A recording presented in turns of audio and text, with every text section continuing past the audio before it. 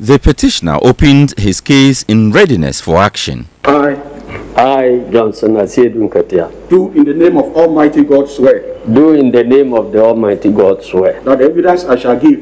That the evidence I shall give. In this case. In this case. Shall be the truth. Shall be the truth. The whole truth. The whole truth. And nothing but the truth. And nothing but the truth. So help me God. So help me God. Lost SOD in English. Shortly after that, the objections started. We are objecting to certain paragraphs or parts of some of the paragraphs in the witness statement of Mr. Johnson Asiedu Nketia on the ground one, that they are not based on the pleadings. 2, they are not. They tend to unduly prejudice some of the parties to this suit. I have to say that, I mean, these attempts to, take out of our witness statement extremely material matters that relate to the case that is being presented by the first respondent, I mean, are really matters that we consider, really very, very seriously. Out of the 10 objections raised with paragraphs of Johnson Asiedu Nketia's statement, the court ruled as follows. The first and second respondents have raised objections to parts of the witness statement of Mr. Johnson Asiedu Nketia, who has been sworn in as PW1. The objections to those paragraphs, precisely paragraphs 21, 6, 7, 25, 26, 28, 30 and 32, 33, and 37. Both counsel based their objections to the paragraphs in the witness statement of PW1 on 2 grounds. A, that some of the paragraphs under attack are not based on the pleadings on record. B, some of the statements are unduly scandalous and prejudicial. The court therefore orders the paragraphs referred to as offending the law are hereby expunged from the witness statement of PW1. Having settled this, the court heard the cross-examination of the witnesses. So it is right to assume that your agents had all the Form 10s with them. Is that correct? Come again, my lord. I'm saying that it is right to assume that based on your answers, your agents had the Form 10s with them. Yes, my lord, it could be assumed. Yes. Now, whether that is the case is another matter. Then the figures had to be computed. If you add up all the valid votes assigned to all the candidates from number 1 to number 12 on the form that your agent signed, the total should be 1196751 and not the 1236940 that was written on it. My lord, I can confirm that the totals are not the aggregates of the numbers there, but I don't remember the actual figure that I got. If the court will permit me, we can add and find out what it is. Yeah. But all our phones have been taken. My lord, my lord, we brought the calculator. Yes. If the court will permit, you can do that.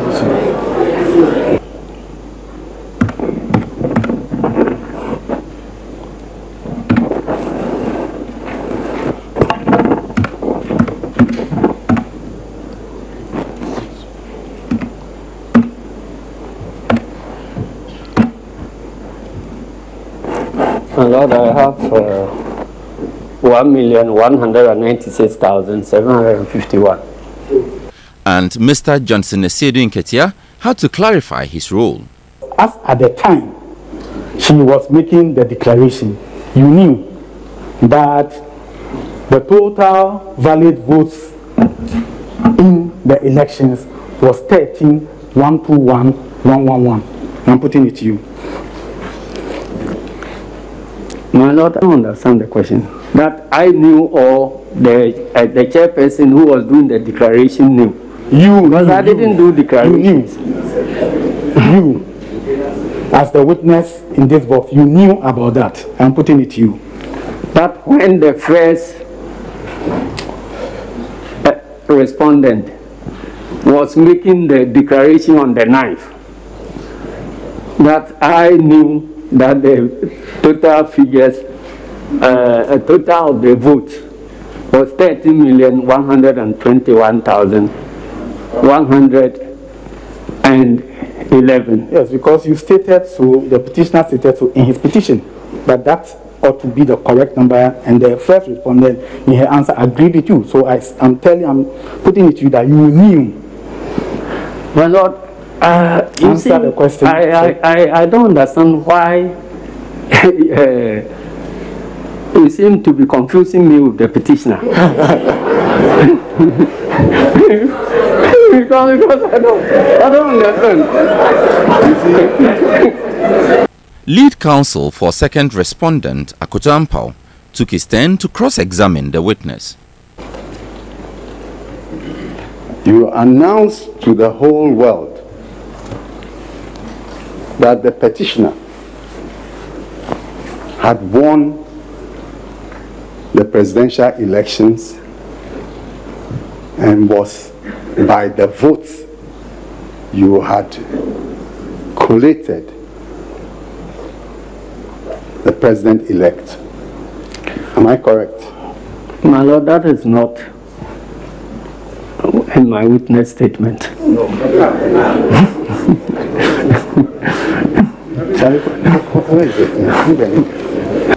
My Lord, unless I'm reminded, but I remember saying that NDC has won parliamentary majority in parliament, and that will give President Mahama a comfortable situation to be able to run the next government.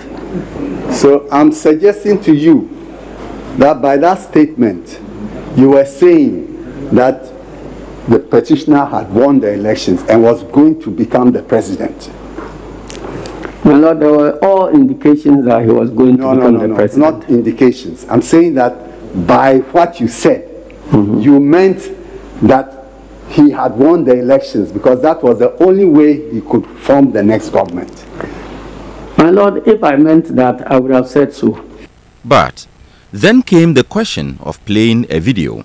And you want to confront him with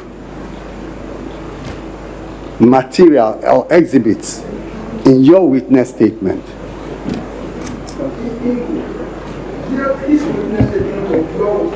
In our witness statement, to discredit him. What he's saying. Now, at the time that he would have finished his evidence and stepped out, when we lead that evidence, he will not be available to respond to the content of that evidence. We want to play the video so that you exactly. Yes, my Lord. Very well. The court, however, had to adjourn on the question. Counsel for the second respondent wants the court to have access to the content of a prospective exhibit which has been annexed to the witness statement. As this attachment is not in evidence now, we hereby order that it should be played on the next agenda date for us to ascertain its admissibility on the grounds of relevancy. Yes.